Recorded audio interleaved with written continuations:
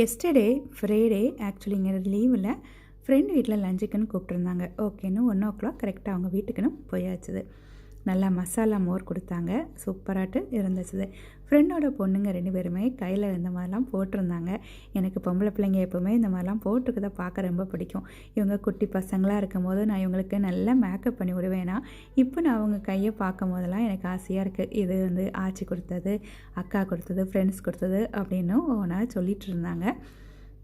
எனக்கு nail polish ரொம்ப பிடிக்கும். எனக்கு நெயில் பாலிஷ், அவளுக்கு நெயில் பாலிஷ் எல்லாம் வச்சு அப்படி பார்த்துட்டு கிச்சனில் வந்தாச்சுன்னா எண்ணெய் வந்து ஒரு சொட்டு கூட போடாமல் ட்ரையாக ஒரு சிக்கன் செய்திருக்கேன் அப்படின்னா பார்க்குறதுக்கு ரொம்ப நல்லா இருந்துச்சு. ரெசிப்பியும் அப்படி கேட்டு நான் வாங்கிட்டேன்னா அது மாதிரி எண்ணெய் ரொம்ப குறைவாக போட்டு ஒரு சிக்கன் தம் பிரியாணி பண்ணியிருந்தா. இது வந்து பிரியாணி சம்மந்தி அப்படின்ட்டு நெல்லிக்காய் போட்டு செய்திருந்தது. அதுவும் ரொம்ப டேஸ்டாட்டு இருந்துச்சு. இது வெள்ளரிக்காய், கேரட், தயிர் எல்லாமே போட்டு செய்த ஒரு ரைத்தா.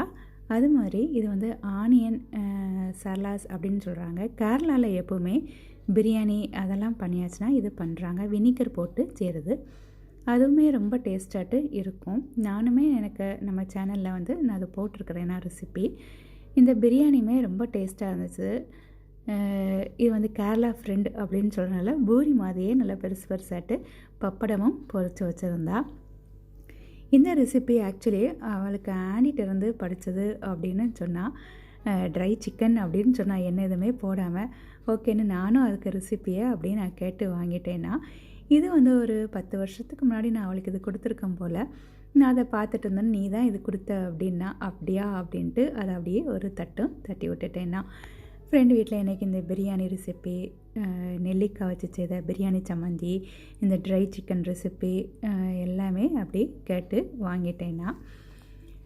இது வந்து எலுமிச்சம்பழம் ஜூஸ் எல்லாம் பிழிஞ்சிட்டு அந்த ஸ்கின்னை வந்து வெட்டி போட்டு செய்த பிக்கிள் அப்படின்னா அதுவும் ரொம்ப டேஸ்டாட்டு இருந்துச்சு. இந்த மாதிரி ஃப்ரெண்ட்ஸ் வீட்டிலலாம் நம்ம அப்பப்போ கெட் டுகெதர் பண்ணும்போது நிறைய ரெசிபீஸும் படிக்கலாம். நிறைய நம்ம பேசும்போதும் நமக்கு ரொம்ப நல்லாயிருக்கும். பிரியாணிலாம் சாப்பிட்டு முடித்தா கண்டிப்பாக ஐஸ்கிரீம் சாப்பிடணும்ல. அதனால் டேஸ்டியான ஐஸ்கிரீம் அதுவும் சாப்பிட்டுட்டு பிள்ளைங்கள்லாம் விளையாடிட்டு இருந்தாங்க. அதுவும் நமக்கு பார்க்குறதுக்கு ரொம்ப நல்லா இருந்துச்சு. இதெல்லாம் நமக்கு ஒரு 10 வருஷம்லாம் கழித்து பார்க்கும்போது ஒரு மெமரி போல் இருக்கும். ஒரு 5:30 ஆனோடனே நல்லா சுட சுட டீயும் போட்டு அதுக்கு மிச்சரும் வச்சுருந்தா. இந்த மாதிரி அப்பப்போ நம்ம ஃப்ரெண்ட்ஸ் வீட்டில் நம்ம வந்து கெட் டுகெதராட்டு நம்ம போகும்போது அவங்களுக்கு நிறைய இது நம்மளும் படிச்சுக்கலாம். நம்மக்கிட்ட இருந்தும் அவங்க நிறைய படிச்சிருப்பாங்க.